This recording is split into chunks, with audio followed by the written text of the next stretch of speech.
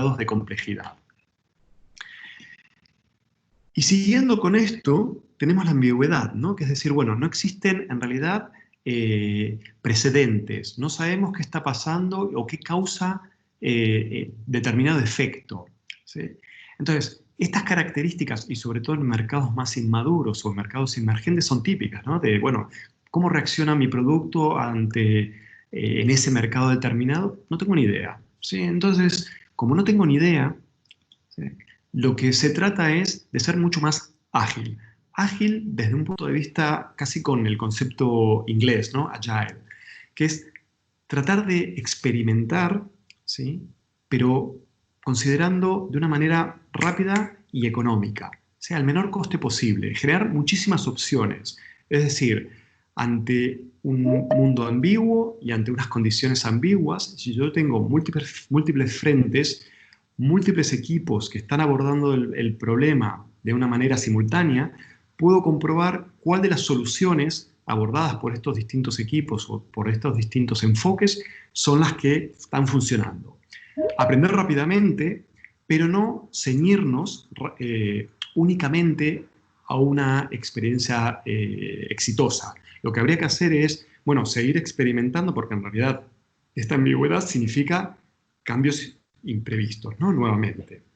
Entonces es importante esto, comprender cuáles son las causas y efectos, generar hipótesis de trabajo, nuevamente involucrar a todo el equipo, involucrar a todos los niveles de la organización y sobre todo tomar mucha nota de cuál es el aprendizaje. Ah, lo hice de esta manera, vale, esto me sirvió para estas circunstancias, lo guardo en mis sistemas de información, lo guardo en mi conocimiento organizacional.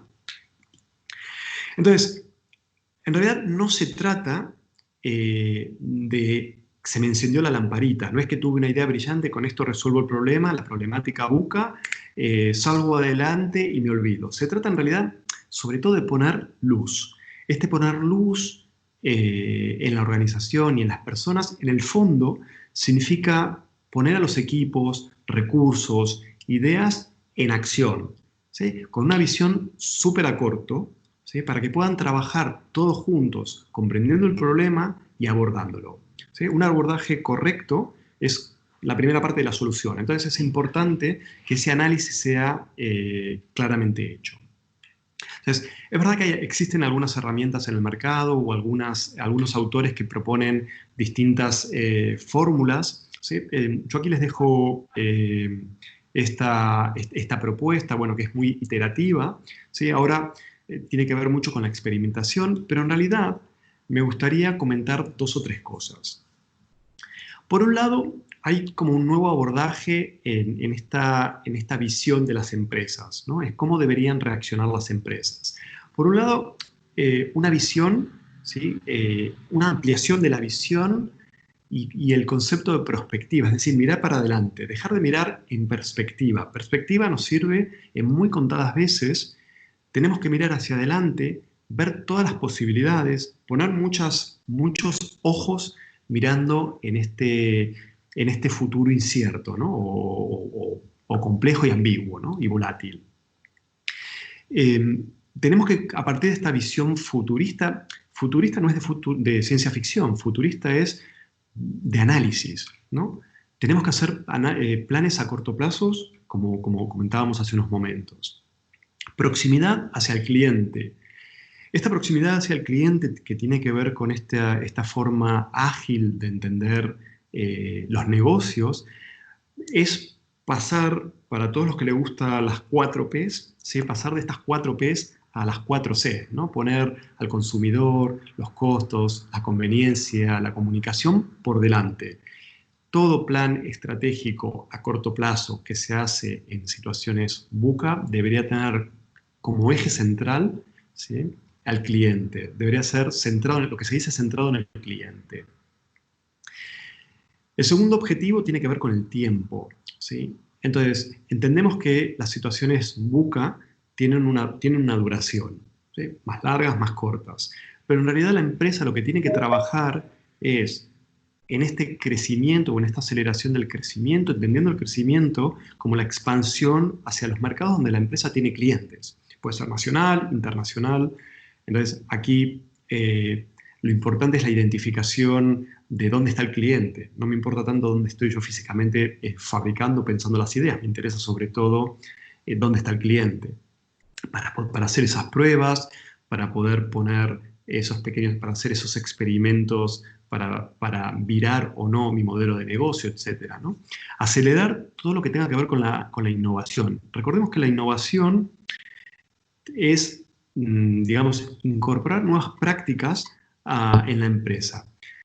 Es verdad que algunas empresas, y algunos de ustedes son de empresas innovadoras por modelo de negocio, innovadoras por tecnología, innovadoras por atención al cliente, innovadoras por el uso de algún material, innovadoras por la forma en que llegan al mercado, etc.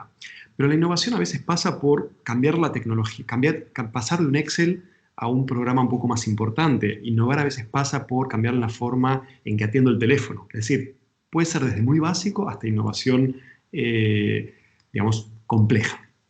Entonces, la innovación tiene que ser parte. Entendemos, y después hablaremos en unos minutos, que esta innovación puede ser desde adentro o puede ser la innovación conjunta, ¿no? La Open Innovation. Eso ahora lo mencionamos. Pero sí que es importante que toda empresa incorpore la innovación en su modelo de negocio, en cómo trabajan sus equipos, porque el cliente en realidad está cada vez más informado. Entonces es importante justamente que todo eso que sabe el cliente también lo sepamos nosotros.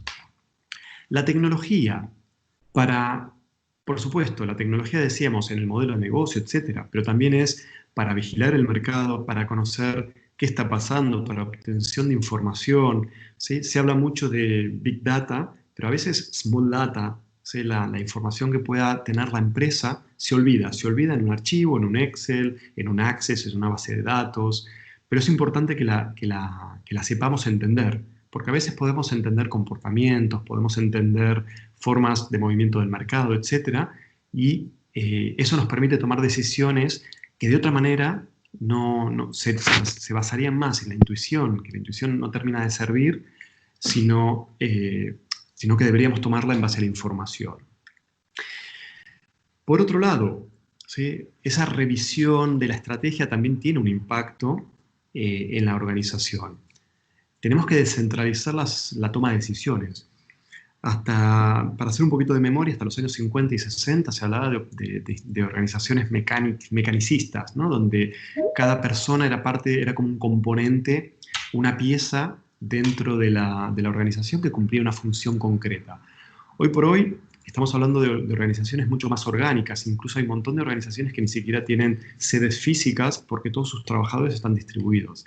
Entonces, por distintos lugares, perdón. Entonces, esta descentralización de la toma de decisiones tiene que ver con poner el conocimiento de todos los que forman parte de la organización en el rumbo que se quiere tomar. Yo antes decía, ante distintos entornos es importante expertos, internos y externos, es importante que la información fluya, pero también es importante que se puedan tomar decisiones de forma descentralizada.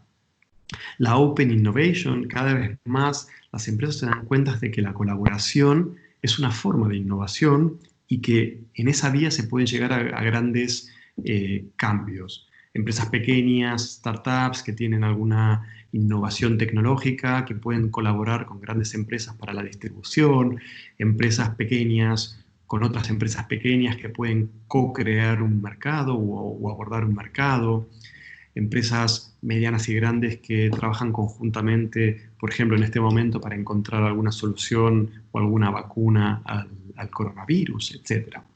Flexibilidad, ¿sí? Importantísimo ser muchísimo más flexibles, entendiendo la flexibilidad no solamente en esa toma de decisiones, sino en la manera en que abordamos los mercados, en la que se elaboran los procesos, ¿sí? Y justamente con esto de los procesos se vincula con este foco en la personalización, la customización no solamente hacia el cliente, sino en general hacia el mercado.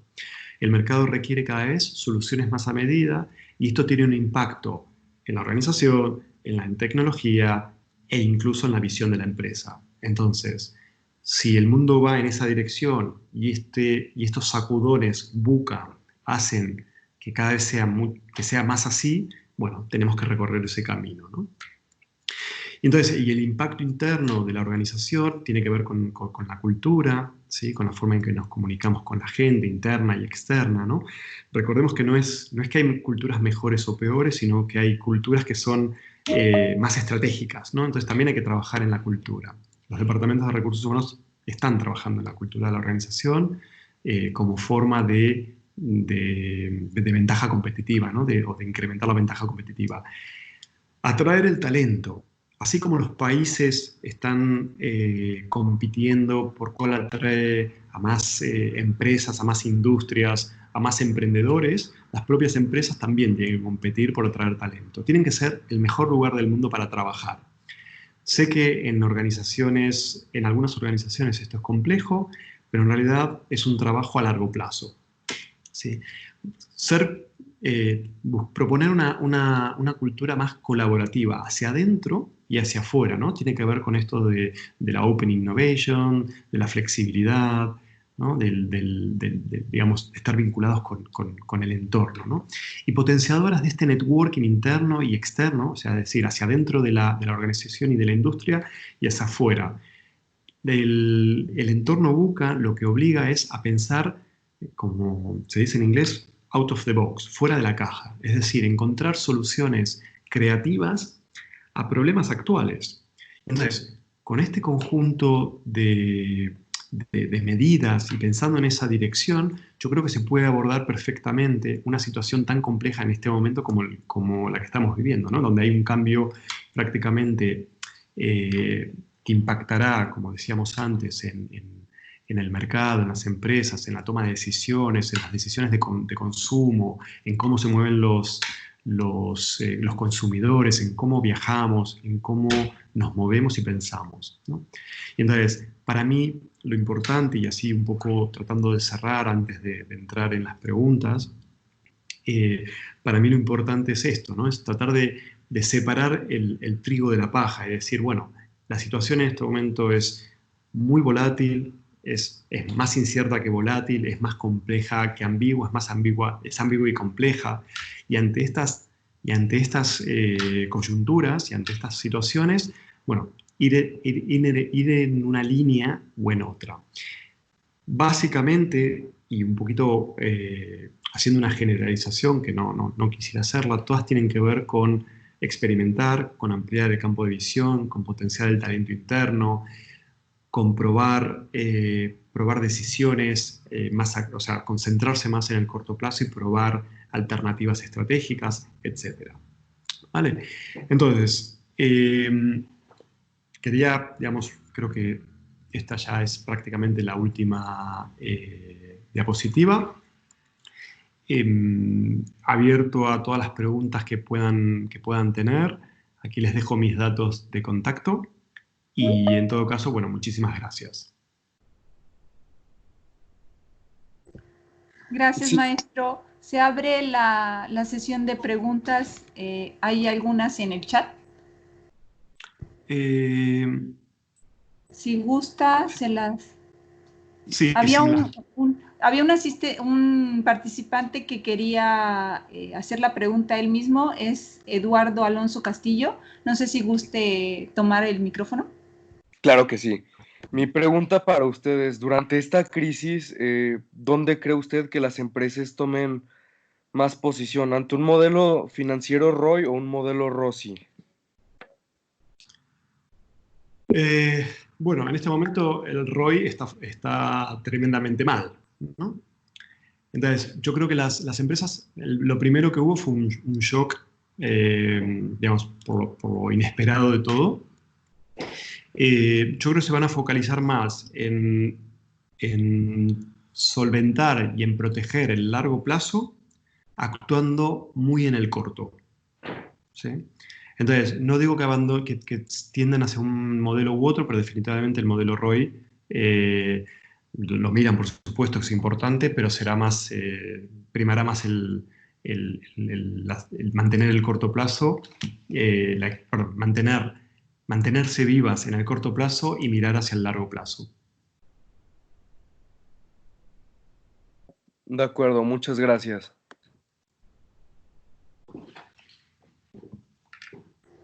La siguiente pregunta es de Itzel Macías. ¿Cómo puedo hacer que los colaboradores puedan pensar, como lo dijiste, fuera de la caja ante esta situación compleja? Bueno, sobre todo yo creo que requiere dar muchísima confianza y libertad también incluso para equivocarse. O sea, entendiendo que cada persona dentro de la organización tiene un punto de visión distinto, ¿sí? Porque tiene una situación diferente, está más arriba, más abajo, más cerca del cliente, más cerca de los cuadros administrativos, pero lo ideal es permitir el aprendizaje para toda la organización.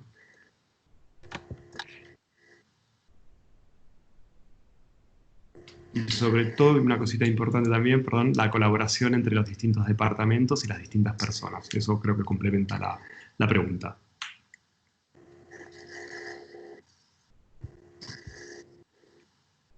¿Alguien más que guste hacer una pregunta?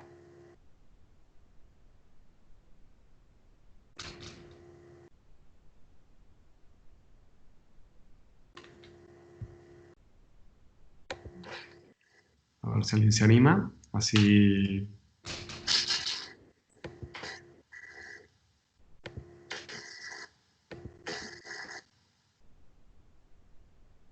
Aquí en el chat no veo... No. A ver si... Hola, buenas tardes. Buenas tardes, ¿eh? Buenas tardes, mucho gusto. Yo tengo una pregunta referente cuando dijo cómo entender la incertidumbre de lo que estamos pasando y ver acontecimientos pasados, ¿no? Como dijo, claro, varios ejemplos. Mi pregunta aquí sería ¿cómo nosotros podemos detectar una situación tan delicada como esta? Por ejemplo, ahorita estamos en un tema de coronavirus, está haciendo efecto a la economía mundial, servicios, etcétera. ¿Cómo yo poder, como decir, esto es grande, está impactando muchas industrias, por lo cual es como una amenaza muy fuerte para mí? ¿Cómo puedo detectarlo? Vale. En realidad, el coronavirus, más que volátil, tiene que ver con la incertidumbre, ¿sí? Que es algo inesperado, algo que, digamos, que no podemos comprender del todo. Sí que es cierto que durante todas estas semanas circuló muchísima información en redes, en medios informativos, etcétera, pero para mí siempre el consejo es ir a las fuentes más fidedignas, las más relevantes, las más serias. Entonces, sí que ciertas fuentes serias hablaban que el coronavirus iba a tener un efecto bastante importante en los mercados, ¿sí? Y de hecho hubo países que directamente al principio los presidentes decían que no iba a afectar, y luego a medida que iban pasando los días, ya no las semanas, los días, tuvieron que tomar decisiones diferentes, ¿sí? Entonces, yo creo que gran parte para mí del problema, las grandes empresas suelen estar mucho más informadas porque tienen acceso a fuentes de información, porque compran información, relevan el mercado, relevan los medios. Las empresas más pequeñas, las startups, en muchos casos, realmente están, no digo que estén desconectadas de la realidad porque no lo están, pero a veces olvidan que el entorno es importante y las fuentes de información que consultan no son lo suficientemente trascendentes. Entonces aquí digamos, yo creo que en todos los países y en todos los sectores hay asociaciones, hay, digamos, distintos colectivos que van emitiendo distintos comunicados, distintos informes, y puede ser una buena base para la información. También lo que decía es estar muy en contacto con expertos, ¿no? Abrir la organización a la expertise que está en el mercado, ¿no? El tema de contratar expertos o consultores que pueden aportar una mirada desde fuera. O sea, no solamente para un tema específico, muy vertical, yo sé, producción, estrategia, sistemas de información, sino también consultores en términos de información, ¿sí?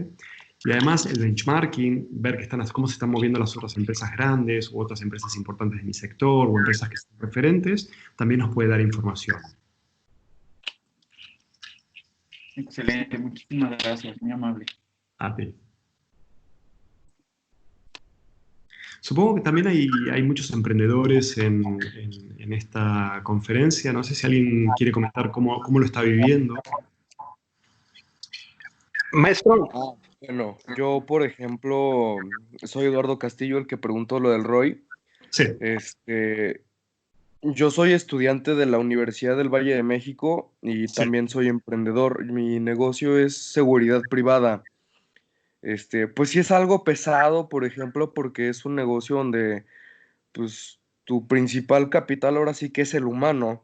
Entonces, pues no puedes mandar a los guardias de seguridad, cadeneros, guardaespaldas a que estén en home office, pues su trabajo al final del día sí requiere completamente estar en algo físico. Entonces aquí yo creo que es donde entra el ROSI. ¿Por qué? Porque pues tengo que invertir en cubrebocas, en gel antibacterial, en cualquier cosa que pueda protegerlos más de esta incertidumbre que tú le llamas. Sí. Vale, digamos, como desconocía tu industria, sí, te doy la razón. Mira, yo aquí en España trabajo con empresas que tienen el 85% de su costo, ¿sí? Tiene que ver con gente. ¿Sí? Desarrollan trabajo manual, empresas con 300 trabajadores. En realidad, también les ocurrió esto que estás mencionando, ¿no? Que su trabajo no se puede hacer a distancia. Tuvieron que hacer un esfuerzo adicional en material sanitario, bueno, de protección, y aún así, bueno, fue la forma de solucionar el negocio. Por eso decía en algún momento que en realidad hay una parte que hay una inversión por parte de la empresa, que tiene que haber un juego entre la inversión y el retorno, el tipo de negocio y la duración, ¿no? En el tiempo de la situación. Entonces, llegado el caso y entendiendo las características particulares del negocio, bueno, en tu caso es obvio que sin invertir de esa forma no puedes tirar adelante tu negocio. O ponerlo en stand-by te dejaría fuera de mercado, porque algún competidor se mueve más rápido que tú. Claro, sí. Claro. Entonces, en esa línea entiendo lo que me comentas.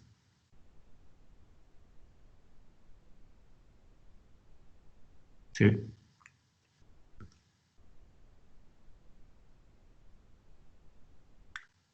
Vale, aquí no sé si se cortó o estoy. Sí.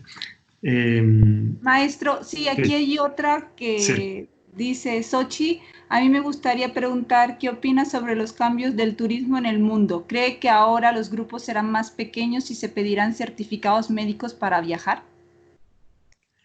Y ella misma pregunta, ¿cree que México debería de prepararse para promover el turismo de los chinos terminando esta contingencia? Eh, a ver, esta pregunta en realidad es difícil, ¿eh? Por dos cosas. Acá hay dos impactos del coronavirus, a corto y a largo. Corto plazo, claro, en países cerrados, la gente con cierto miedo social, ¿sí? Evitándonos, se habla de alguna manera de la japonización, ¿no? De las costumbres. Se acabaron los besos, se acabaron los abrazos. Yo creo que eso es corto plazo y es una mirada muy cortoplacista. Entonces, grupos pequeños, claro, si hay una mutación en el mercado o si hay un cambio en la forma de viajar, que los grupos, estos contingentes de grupos grandes temporalmente se termina porque se reduce la cantidad de gente que quiera viajar en el muy corto plazo. Bueno, entiendo que los grupos pequeños pueden ser un abordaje interesante, ¿no?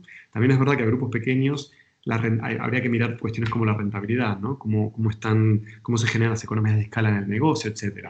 Y lo segundo es promover el turismo de los chinos terminando esta contingencia. Yo creo que igualmente hay que hacerlo. China es un país, es una economía en crecimiento. Puntualmente, estos últimos 2-3 meses estuvieron frenados, pero por una cuestión, por el coronavirus. Ahora empiezan a moverse otra vez. No pueden viajar porque están los países cerrados, pero en realidad estamos hablando de un país con 1.500 millones de personas, con un poder adquisitivo en crecimiento, con una clase media que quiere viajar y que ya está viajando y que van a seguir viajando. Entonces, la mitad del mundo está en Asia. Yo creo que México, que además es una de las potencias en turismo, tiene que también mirar a Asia. Es importante. Sí.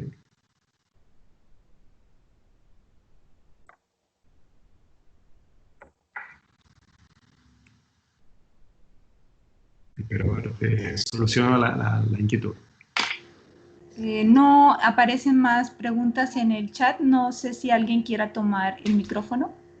Dice, aquí Itzel.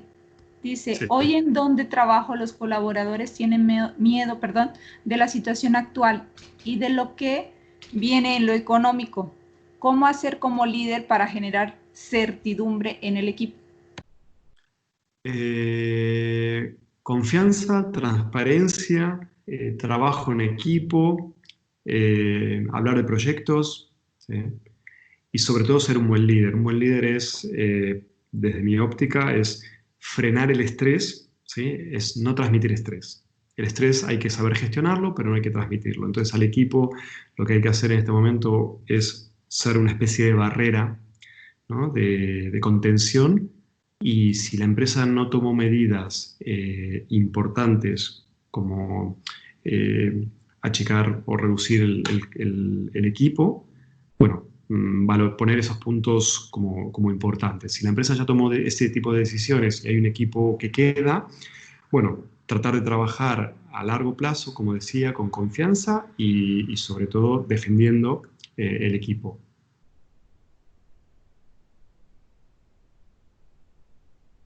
Sí, buenas tardes. Quisiera hacer una pregunta. Por Adelante. ejemplo, en mi negocio, digamos, si en un momento dado, por el momento, no hemos cerrado, pero pues las ventas no han sido las mismas, ¿no? Que antes de ahorita de la contingencia sanitaria. Digamos que quiero pues seguir teniendo a mi personal, pero pues por lo económico no me va a permitir dejarles, digamos, el mismo salario. No quisiera dejarlos tampoco, despedirlos ni nada por el estilo. ¿Qué considera que sería como que una forma de ganar y poder apoyarlos? O sea, ¿cómo sería lo justo, digamos, si no les pudiera a lo mejor dar un salario íntegro? ¿Cómo podría hacer que pues no se sientan tan desanimados? Sí. Mira, el otro día leía un artículo, la verdad que no recuerdo dónde lo leí, pero me llamó mucho la atención porque hablaba de que en realidad las empresas hoy empiezan a tener un rol social o un impacto en lo social mucho más importante desde la perspectiva del cliente y desde la perspectiva social, ¿no? de la sociedad. Entonces, el famoso win-win era que tenía que haber sido entre el empresario y sus clientes, o el empresario y los trabajadores, comienza a ser un win-win-win, donde se pone a la sociedad también como quien tiene que ganar por la actividad de un empresario. Eso, tal vez las sociedades más, ¿cómo se dice? Más protestantes, ¿sí? Esto se ve mucho en Estados Unidos, que cuando una empresa empieza a ganar mucho dinero, hacen mucha responsabilidad, tienen mucha responsabilidad social, ¿no? Corporativa. Y entonces, este tercer win que decía, tiene que ver con la sociedad. Entonces, en el caso que una empresa, y que digamos, hay muchísimas empresas en este momento que están en la misma situación,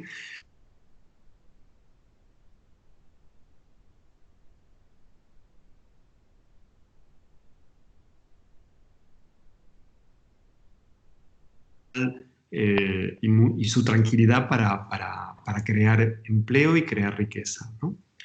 Por otro lado, hay un impacto hacia los trabajadores y una responsabilidad hacia los trabajadores.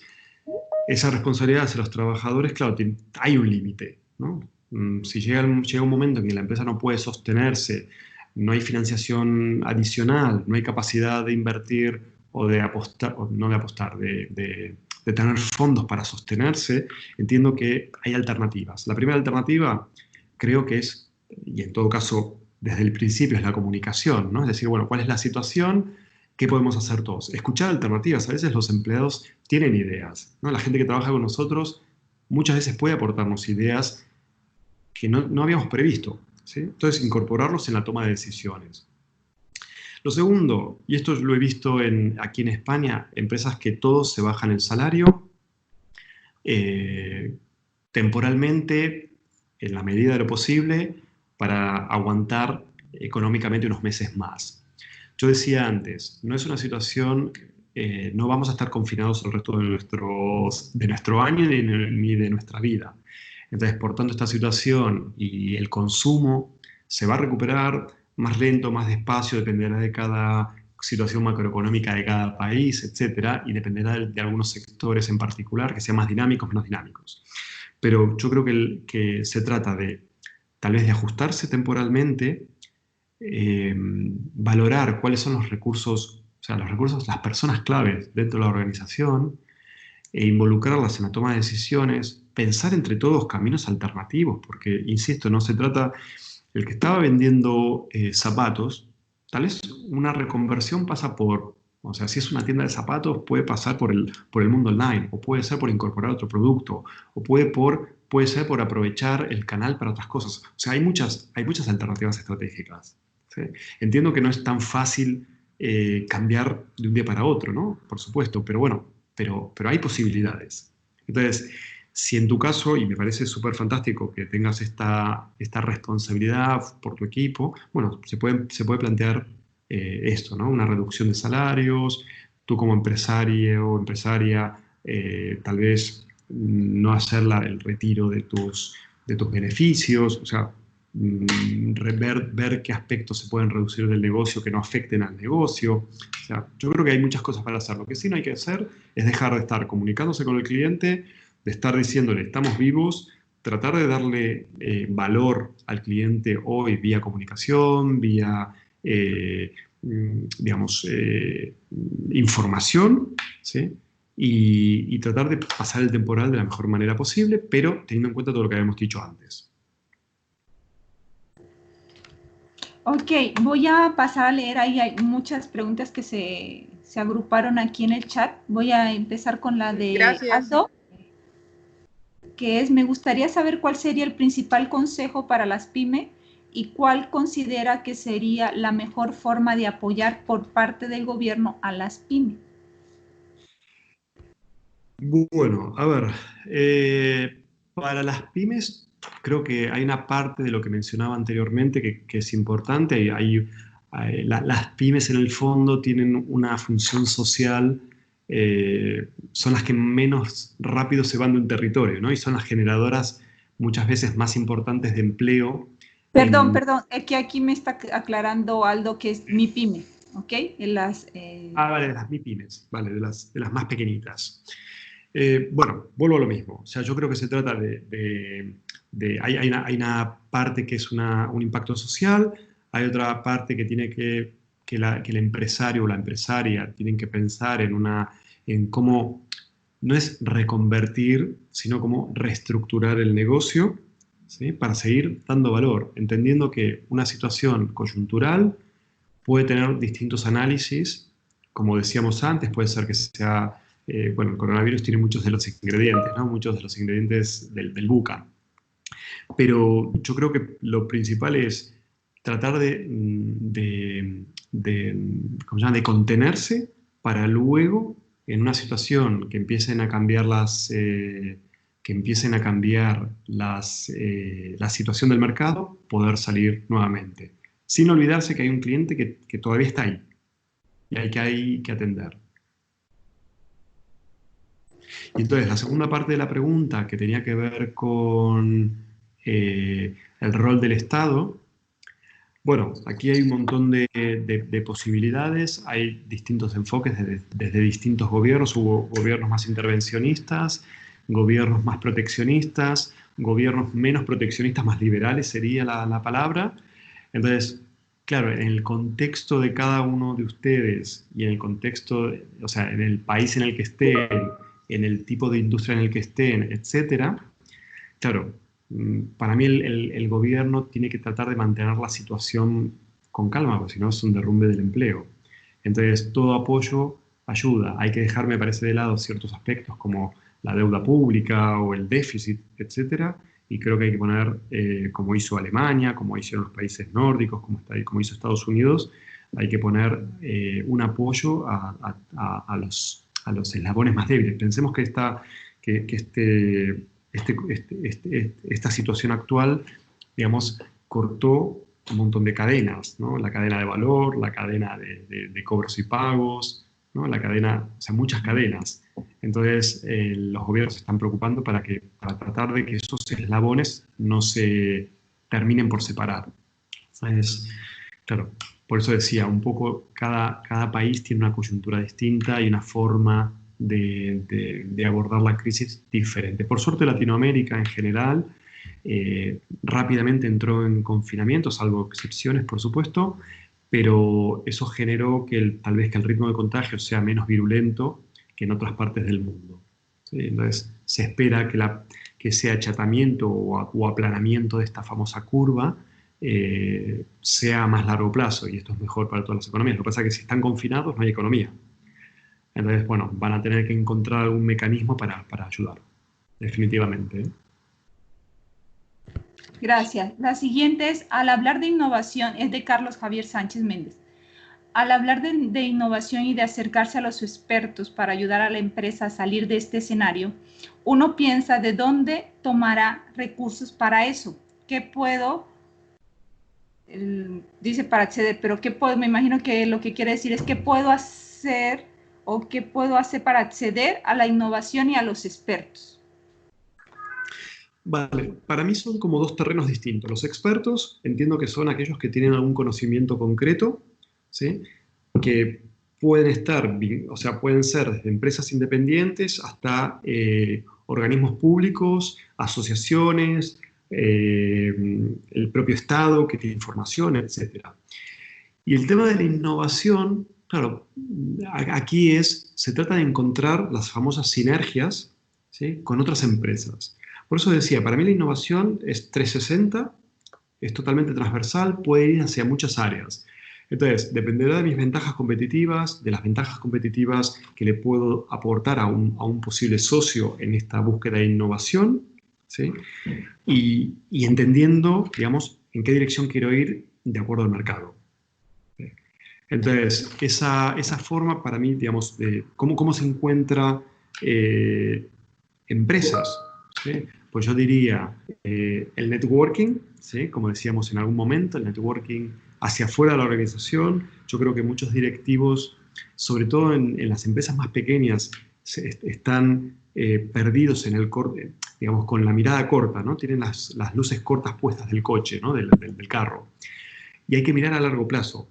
Entonces, mirar a largo plazo actuando a corto, ¿no? Que también ese es el gran tema. Entonces, si yo estoy en el mercado, estoy en contacto con proveedores, con clientes, yo puedo encontrar oportunidades, puedo encontrar socios. ¿Sí? Existen estos foros, existen incluso hasta foros de empresas donde se comparten desde necesidades hasta contactos. ¿Sí? Hay 10.000 asociaciones de este tipo, desde Vistage, BNI, o sea, hay muchas, ¿sí? Que sirven como foros para hablar de estos temas. Yo creo que también el empresario en general, sobre todo los más pequeños, los empresarios más grandes sí que están más abiertos, me parece, a lo que pasa afuera. Los empresarios pequeños están más metidos adentro de su propia cueva, y yo creo que es momento de salir, ¿no? Más allá de la cueva no hay leones, al contrario, hay posibles partners. Entonces, posibilidades de hacer nuevos negocios que hoy no imaginamos están totalmente fuera. Hay empresas. El otro día estaba hablando con un cliente que en realidad es un fabricante industrial, ¿sí? Digamos, metalmecánico, ¿sí? Que ahora, como salida a este problema, tiene pocos trabajadores, están haciendo respiradores, que están vendiendo. Entonces, vale, es un negocio puntual, es una situación puntual, pero aprovechó parte del conocimiento que tenía en su fabricación para poder incorporarlo en estos respiradores y tal vez mañana esta empresa sale del mercado donde está para entrar en el mercado de la salud, que es un mercado además que con futuro, ¿no? Entonces, yo creo que hay un montón de formas precipitadas, buscadas por casualidad, para generar esta innovación. Para mí una cosa súper importante, aprendizaje personal y aprendizaje profesional, es networking. El networking bien orientado. ¿Qué quiero? ¿Cómo hago para crecer? No tengo este conocimiento dentro de la organización y no puedo contratar a una persona experta. Bueno, me vinculo con una empresa que sepa de esto, intercambiamos, yo te puedo dar algo, tú me das algo. Y eso, ese win-win, funciona. Gracias. Otra, soy emprendedora y me imagino que quiere decir servicio de salud, medicina, psicología y nutrición. ¿Cómo considera que cambiaría la atención en negocios como el nuestro? Y si tiene algunas estrategias para este cambio. Es de parte de Nadia. Nadia. Sí. Bueno, mira, dos cosas, tecnología y virtualidad, hoy por hoy. Eso yo creo que es los modelos de negocio vinculados con la salud. De hecho, hay una parte en el mundo de la salud que tiene que ver evidentemente con el contacto, ¿no? El contacto directo. Los médicos en general lo que más les gusta es la atención médica, ¿no? La atención personalizada. Pero, digamos, los cambios generacionales, la evolución de la tecnología, la evolución del conocimiento, las poblaciones cada vez más activas, etcétera, tecnología y virtualidad, definitivamente. Gracias. La pregunta es de Santiago Martínez. Dice, ¿qué papel juega la multiculturalidad? Perdón, se cortó. ¿Qué papel juega la multiculturalidad? En procesos de crisis. Me encanta la pregunta. Yo creo que juega un papel fundamental, ¿sí? La mezcla, la multiculturalidad, mira, cuesta la palabra, el conocimiento desde distintos enfoques, las experiencias en distintos mercados, distintos países, yo creo que es un plus, definitivamente. De hecho, en los últimos años cambió el modelo innovador porque hay un montón de negocios que vienen como desde la base de la pirámide que están dando soluciones a problemas de la parte más alta de la pirámide. Entonces, antiguamente era al revés. Los productos y servicios de arriba se llevaban para abajo, ¿sí? Tipo con modelos de negocio low cost, y hoy por hoy muchos están desde abajo para arriba. Yo creo que la multiculturalidad hace que estos intercambios de arriba hacia abajo, de afuera hacia adentro, de un lugar hacia otro, generen muchísimo más valor a las empresas. De verdad. Y a los países, ¿eh? Gracias. Creo que es Karina. Entonces, en el contexto de win-win, ¿podríamos liderar el tránsito de aquellas que logren sobrevivir a transformarse en empresas con certificación? Creo que dice, realmente está chiquita la letra. Vale. A ver, las certificaciones, y ahora si hay alguien en el mundo de las certificadoras me va a matar, son modas. ¿Sí? Y espero que no me maten. Pero es verdad que son requeridas. O sea, en el auge de las ISO, toda empresa que no tenía la ISO no podía participar en depende qué procesos de compra-venta. De alguna manera, la certificación estandariza muchas cosas. Certificados vinculados con el impacto social, bueno, si en algún momento son valederos o son garantía de mayor venta, adelante. ¿Sí? Las empresas también juegan con esto. ¿Sí? Hay empresas que lo hacen de manera como más elegante y otras con menos elegancia. Pero bueno, yo creo que al final es válido. No sé si con esto respondo a la pregunta que me hacías. No veo quién la hizo. Dice Karina. Karina. Karina, espero haberte respondido. Si vas en esta dirección con tu pregunta.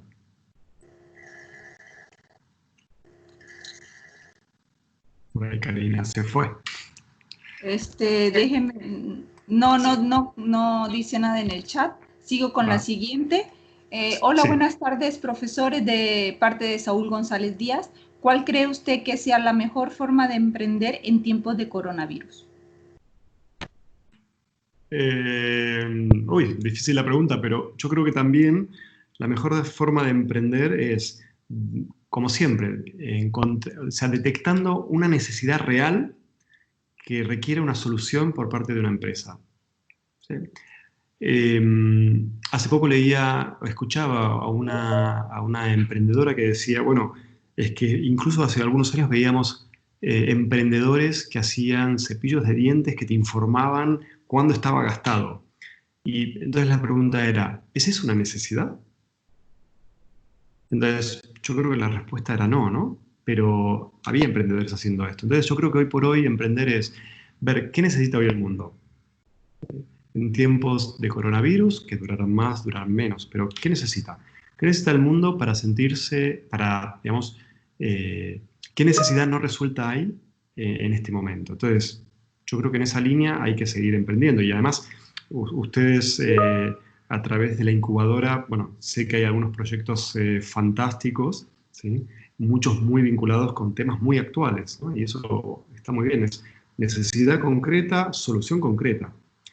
Creo que el espacio para inventar necesidades lo tienen otros, ¿no? Empresas muy grandes, emprendedores con muchísimo dinero detrás, ¿sí? Que tal vez pueden lograrlo, ¿no? El famoso ejemplo del iPhone, ¿no? No necesitábamos un teléfono con tantas cosas hasta que lo necesitamos, ¿no? Y bueno, yo creo que por eso está bien ser muy observador de la realidad, ¿no? Y ver cuál es la problemática actual y a partir de ahí ver si hay alguna oportunidad de negocio y crear un modelo de negocio que pueda ser rentable, bueno, medio o largo plazo, pero para una necesidad real. Gracias. Ya contestó Karina, perdón, que sí, que muchas gracias. La Vale, perfecto. siguiente es, ¿los objetivos de desarrollo sostenible de la ONU pueden ser factor de recuperación y posicionamiento de los negocios ante los rezagos que debe la contingencia, que deje la contingencia sanitaria? Bueno, estos objetivos en principio, si no me equivoco, son para el 2030. ¿Sí? Entonces, todas las empresas se tienen que ir ajustando cuando se plantean nuevos objetivos o un nuevo marco, en realidad siempre surgen nuevas oportunidades de negocio. Y yo creo que a partir de ahí, como estos objetivos siguen vigentes, a pesar de toda esta contingencia actual, pues sí que representan oportunidades de negocio definitivamente. Gracias. Jorge Cervantes, ¿algún consejo de cómo podemos detectar las tendencias que perduren al pasar la crisis? Yo creo que hay que estar muy atento, ¿sí? Hay que mirar también, primero hay que estar muy atento a cómo se mueve, cómo se va a mover la gente, cómo se está moviendo la gente.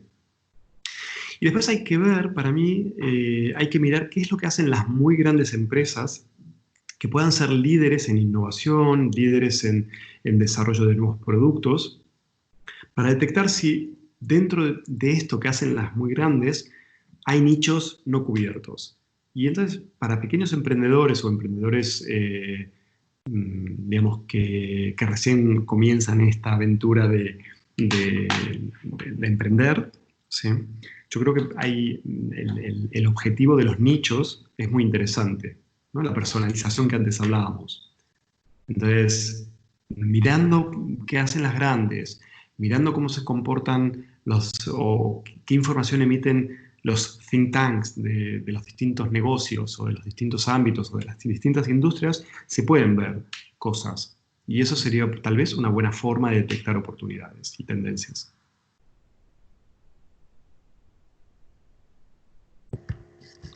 Gracias. Ya no hay más preguntas. Si se encuentra aquí la doctora Aimé para hacer el cierre. Ah, bueno, aquí hay una de Karina. ¿Te parece una oportunidad de negocio desarrollar un mecanismo app de ordenamiento social? Y ya con esta cerraríamos. No lo sé, lo pregunta Karina. Te pregunto, Karina, ¿a ti te gustaría tener una aplicación que te ordene? Sí, que te diga por aquí dónde estás, dónde no estás, si está permitido pasar, no está permitido pasar. Entiendo que es eso, ¿no? Pero, no sé, si tal vez, a ver, por ejemplo, en China está este famoso sistema de control por cámaras de televisión, ¿sí? En las ciudades chinas hay cámaras cada 50 metros, ¿sí? Con lo cual hay identificación de personas que incluso sirven para detectar temperatura, ¿no? Con lo cual están viendo quién tiene fiebre y quién no tiene fiebre. En ese régimen, en ese país, con esas características, yo no sé si hay mucha queja social, pero bueno, pero la gente lo aceptó y empieza a hablarse en Europa y en algunos países que como mecanismo de control, como mecanismo para evitar violencia, terrorismo, etcétera, etcétera, que sirve. Lo que pasa es que está poniendo en juego temas como la privacidad, etcétera. O sea, lo que tal vez hace un año decíamos que no, hoy tal vez que sí. Entonces, no quiero decir que no. ¿Sí? Lo que pasa es que es difícil. ¿Sí? Ah, Dependerá un ok. poquito de las ciudades. Sí, ella respondió que dice, claro, claro que no lo pregunta en este contexto donde vivimos cómo podemos, no cómo queremos. Vale, claro. Ah, ok. Vale, perfecto.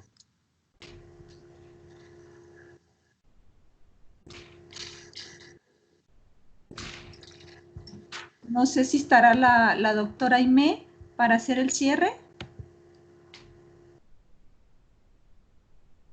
Entonces, pues maestro, simplemente agradecerle por su tiempo, por su conocimiento, la experiencia que nos ha compartido en esta conferencia, agradecerle a los asistentes su puntualidad, su participación en la conferencia y esperamos tenerlos participando en las siguientes conferencias de hoy en la tarde.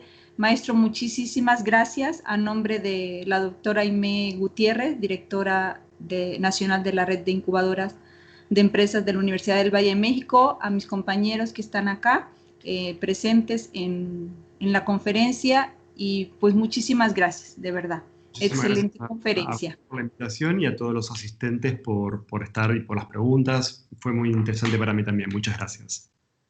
Gracias, gracias a todos. Gracias. Buena tarde. Buenas tardes. Hasta luego.